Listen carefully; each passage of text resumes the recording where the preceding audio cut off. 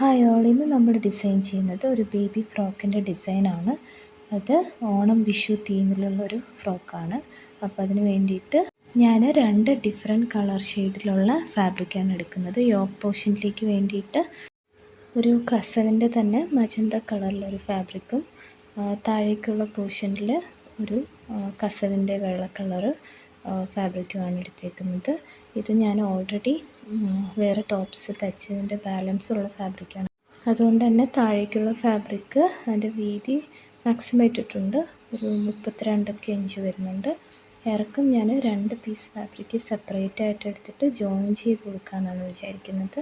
ഇത് cut piece ഇങ്ങനെ ഉള്ളതാണ്, അതുകൊണ്ടാണ് ഇങ്ങനെ എടുത്ത് 4-5 പീസ് ഇതുപോലെ ഫാബ്രിക്സ് എടുത്തിട്ട് ജോയിൻ ചെയ്ത് വരുന്ന സ്കേർട്ട് മോഡലൊക്കെ ഉണ്ടല്ലോ. അപ്പോൾ അതുകൊണ്ട് ഇങ്ങനെ 2 പീസ് നല്ല വീതിയിലുള്ള ഒരു ഫാബ്രിക്, മാക്സിമം വീതിയുള്ളത് ഇട്ടേക്കാം. നമുക്ക് പ്ലീറ്റ്സ് കൊടുക്കാം. അപ്പോൾ അത് ഞാനിങ്ങനെ ജോയിൻ ചെയ്തു, സെൻറ്ററിൽ കൂടെ ജോയിൻ ചെയ്തു. ഇങ്ങനെയാണ് ഇത് ജോയിൻ ചെയ്തെടുക്കുന്നത്. എന്നിട്ട് നമുക്ക് ഇത് ഒരുപോലെ വെച്ചിട്ട് നമുക്ക് ലൈനിങ് അറ്റാച്ച് ചെയ്ത് കൊടുക്കാം. ലൈനിങ് ഫാബ്രിക് മൊത്തത്തിലുള്ള ഇറക്കം 14 വരുന്നുണ്ട്. യോക്കിൻ്റെ അവിടെ നിന്ന് താഴേക്കുള്ളതായത് ഇത് മാക്സിമം മതിയാവും. നല്ല ഇറക്കം കിട്ടുന്നുണ്ട്. വീതി നമ്മൾ നേരത്തെ പറഞ്ഞ പോലെ തന്നെ 31-32 ഒക്കെ ഉണ്ട്. നമുക്ക് പ്ലീറ്റ്സ് മാക്സിമം ഉള്ളത്, എക്സ്ട്രാ ഉള്ളത് പ്ലീറ്റ്സ് കൊടുക്കാം. പിന്നെ ലൈനിങ് അറ്റാച്ച് ചെയ്യുക. വൈറ്റ് ക്ലോത്താണ് ഞാൻ എടുത്തേക്കുന്നത്. കോട്ടൻ്റെയോ ഏതെങ്കിലും ഫാബ്രിക് മതി. ഈ നമ്മുടെ മെയിൻ ഫാബ്രിക് അത്യാവശ്യം നല്ല കട്ടിയുള്ളതാണ്. പിന്നെ നമ്മളിവിടെ യോക്കിലത്തേക്ക് എടുത്തേക്കുന്നത് കസവിൻ്റെ തന്നെ ഫാബ്രിക്കാണ്. അത് വീതി ഒരു 10 ഇഞ്ചൊക്കെ, ഇറക്കം ഒരു 7-8 ഇഞ്ചൊക്കെ വരും. യോക്ക് കംപ്ലീറ്റ് ചെയ്തിട്ട് നിൽക്കുന്നത്. അതൊരു 2 പീസ് സെപ്പറേറ്റ് ആയിട്ടാണ് എടുത്തേക്കുന്നത്. എന്നിട്ട് നമ്മളതിൻ്റെ ഷോൾഡറൊക്കെ ഒന്ന് മാർക്ക് ചെയ്ത് കൊടുക്കുക. ഞാൻ ഷോൾഡറിൻ്റെ വീതിയും ഇറക്കവും 4 ഇഞ്ച് വെച്ച് മാർക്ക് ചെയ്തു. നെക്ക് നമ്മൾ സാധാരണ എടുക്കുന്ന പോലെ തന്നെ 2.5 വീതിയും ഇറക്കവും കൊടുക്കാം. കുറച്ചുകൂടെ കഴുത്ത് ഇറക്കണമെങ്കിൽ 3 വരെ കഴുത്ത് കൊടുക്കാം. ഞാൻ ബാക്ക് ഓപ്പൺ, ചെറിയൊരു ഓപ്പൺ കൊടുത്തിട്ട് ഒരു ബട്ടൺ വയ്ക്കുന്നുണ്ട്. അപ്പോൾ അതുകൊണ്ട് തന്നെ കുറച്ച് കയറിയിരിക്കുന്ന നെക്കായിട്ടാണ്. അപ്പോൾ 2.5 മാത്രമേ കൊടുക്കുന്നുള്ളൂ.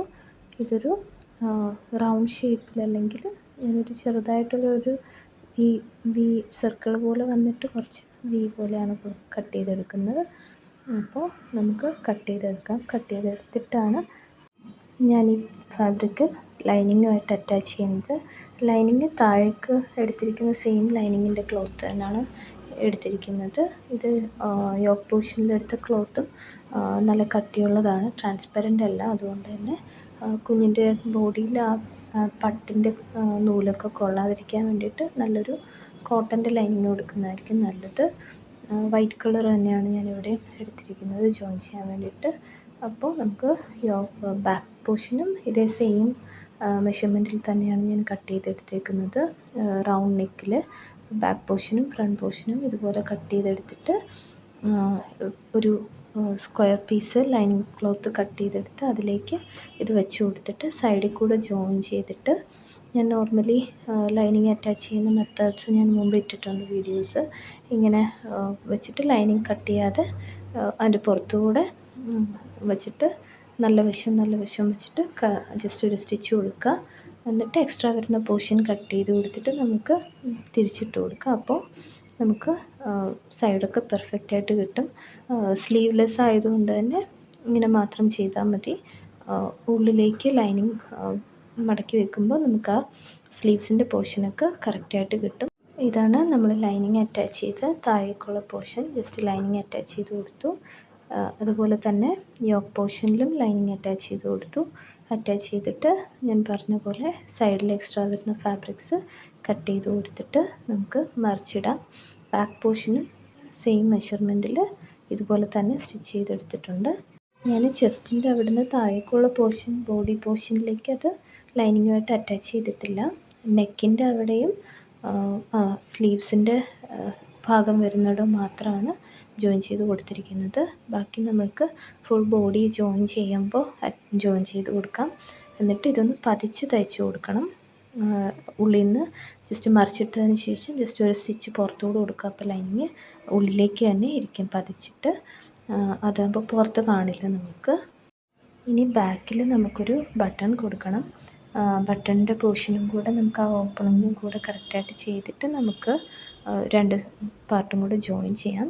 ഇതുപോലൊരു ഫാബ്രിക് വെച്ചിട്ട് ജസ്റ്റ് വി ഷേപ്പിലൊന്ന് അടിച്ചു കൊടുക്കുക, ഒരു സ്റ്റിച്ച് കൊടുക്കുക, എന്നിട്ട് ആ ഗ്യാപ്പിലൊന്ന് ഒരു കട്ട് കൊടുക്കുക. എന്നിട്ട് നമുക്ക് ഉള്ളിലേക്ക് ഇങ്ങനെ മടക്കി വെച്ച് കഴിഞ്ഞാൽ നമുക്ക് പെർഫെക്റ്റായിട്ട് കിട്ടും. എന്നിട്ട് പതിച്ച് ഇതുപോലെ ഒരു സ്റ്റിച്ച് കൂടെ കൊടുക്കുക, ഉള്ളിലേക്ക് മടക്കി വെച്ചിട്ട് ഒരു സ്റ്റിച്ച് കൊടുക്കുക. അപ്പോൾ നമുക്ക് ഈ ക്ലോത്ത് നമുക്ക് പുറത്ത് കാണുന്നതിന് കുഴപ്പമില്ല, ഇത് നീറ്റായിട്ടിരിക്കും. ഇത് വേറൊരു മെത്തേഡാണ് ബട്ടൺ സ്റ്റിച്ച് ചെയ്യാനായിട്ട്. ഞാൻ മുമ്പ് വേറൊരു മെത്തേഡ് ഇട്ടിട്ടുണ്ടായിരുന്നു ഷോർട്സിൽ. എന്നിട്ട് നമുക്ക് അവിടെ ഒരു പിൻകുത്തി കൊടുക്കുക, അല്ലെങ്കിൽ അത് തുറന്ന് വരുമ്പോൾ നമ്മുടെ അറ്റാച്ച് ചെയ്യുമ്പോൾ അത് മാറിപ്പോവും. അതുകൊണ്ട് എന്നിട്ട് നമ്മൾ ഈ ഷോൾഡർ രണ്ടും ജോയിൻ ചെയ്യുക, പിന്നെ ഒരു സൈഡും ജോയിൻ ചെയ്യുക. കാരണം നമ്മുടെ താഴേക്കുള്ള പോർഷൻ നമ്മൾ ഇതിലേക്ക് ഡയറക്റ്റ് അറ്റാച്ച് ചെയ്യാൻ വേണ്ടിയിട്ടാണ് ഇങ്ങനെ തുറന്നു വെച്ചിട്ട്. കാരണം അതിലൊരു സൈഡല്ലേ ഓപ്പൺ ആയിട്ടുള്ളൂ, രണ്ട് സൈഡും ഓപ്പൺ അല്ല. അപ്പം ഞാനത് ചുറ്റി തയ്ക്കാനാണ്. അപ്പോൾ അതുകൊണ്ടാണ് ഒരു സൈഡും സ്റ്റിച്ച് ചെയ്യുക, ഷോൾഡറും ജോയിൻ ചെയ്യുക. എന്നിട്ട് നമുക്ക് ഇത് വട്ടത്തിൽ ഒരു എൻഡിൽ നിന്ന് അടുത്ത എൻഡ് വരേക്കും ത്രൂ ഔട്ട് നമുക്കങ്ങ് സ്റ്റിച്ച് ചെയ്യാം. ഇതൊരു കുറച്ച് ഈസി മെത്തേഡാണ്.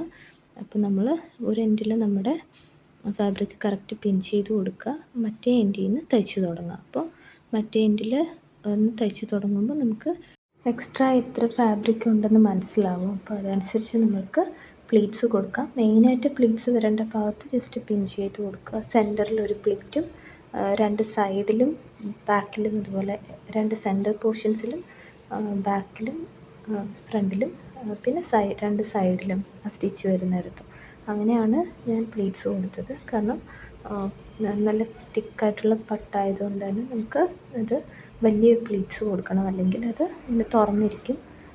എന്നിട്ട് നമുക്കിത് തയ്ച്ചതിന് ശേഷം നമുക്ക് വേണമെങ്കിൽ അത് പിടിച്ച് വെച്ച് നന്നായിട്ടൊന്ന് അയൺ ചെയ്ത് കൊടുത്തിട്ടുണ്ടെങ്കിൽ കുറച്ചുകൂടെ സ്റ്റിഫായിട്ടിരിക്കും. പിന്നെ മാക്സിമം വിഡ്ത്തിൽ കുഞ്ഞുങ്ങൾക്കാകുമ്പം കൂടുതൽ ടൈറ്റായിട്ടിരിക്കണ്ടല്ലോ, അപ്പോൾ അതുകൊണ്ട് പ്ലീറ്റ്സും കൂടെ ഉള്ളതുകൊണ്ട് ഇങ്ങനെ നമ്മൾ അറ്റാച്ച് ചെയ്യുമ്പോൾ കുറച്ച് നല്ല വിരിവുണ്ടാവും, എന്നാൽ കാണുമ്പോൾ നീറ്റായിട്ട് കിടക്കുകയും ചെയ്യും. ഇത് യോക്ക് പോർഷനും സ്കേർട്ട് പോർഷനും ജോയിൻ ചെയ്യുന്നതിനുള്ള ഒരു ഈസി മെത്തേഡാണ്. ഫാബ്രിക് നമുക്ക് നല്ല രീതിയിൽ കിട്ടുവാണെങ്കിൽ നമ്മൾ രണ്ട് സൈഡ് കട്ട് ചെയ്ത് ഷോർട്ട് ചെയ്യേണ്ട കാര്യമില്ല. അത് അങ്ങനെ തന്നെ വെച്ചിട്ട് നമുക്ക് റണ്ണിങ് ആയിട്ട് സ്റ്റിച്ച് ചെയ്യാൻ പറ്റും. ഒരു എൻഡിൽ നിന്ന് തുടങ്ങി മറ്റേ എൻഡ് വരെ കുറച്ച് എളുപ്പത്തിൽ നമുക്ക് ചെയ്യാൻ പറ്റും. ഫൈനലി നമുക്ക് ആ ഓപ്പൺ സൈഡ് ജസ്റ്റ് ജോയിൻ ചെയ്ത് കൊടുത്താൽ മതിയാവും. നമ്മൾ യോക്ക് പോർഷനിലും ഒരു സൈഡ് സ്റ്റിച്ച് ചെയ്യാതെ വിട്ടേക്കുന്നുണ്ടായിരുന്നു. അപ്പോൾ മുകളിൽ നിന്ന് തുടങ്ങി താഴെ ഫുള്ള് നമുക്ക് ജോയിൻ ചെയ്തെടുക്കാം. ഒരു 2 സ്റ്റിച്ച് എപ്പോഴും കൊടുക്കുക ഓപ്പൺ പോർഷനിൽ. അപ്പോൾ ഇപ്പോൾ നമ്മൾ ജസ്റ്റ് ബോഡി ഷേപ്പൊക്കെ നോക്കിയിട്ട് ഷേപ്പ് അനുസരിച്ച് വണ്ണമൊക്കെ നോക്കിയിട്ട് സ്റ്റിച്ച് ചെയ്യുക. ഇത് ഞാൻ കൂടുതൽ ഉള്ളിൽ നമുക്ക് സ്റ്റിച്ച് ചെയ്യേണ്ട കാര്യം ഉണ്ടായിരുന്നില്ല, കാരണം ബേബിക്കിത് പെർഫെക്റ്റ് ഫിറ്റായിരുന്നു. ഞാൻ പറഞ്ഞില്ലേ യോക്ക് പോർഷൻ എൻ്റെ കയ്യിൽ കട്ട് പീസ് ഉണ്ടായിരുന്നതായതുകൊണ്ട് 10 ഇഞ്ച് നമ്മൾ ഒരു സൈഡിൽ ഒരു ഭാഗത്തെടുത്തത് കറക്റ്റായിരുന്നു. അത് കറക്റ്റ് വണ്ണത്തിലായിരുന്നു കിട്ടിയത്.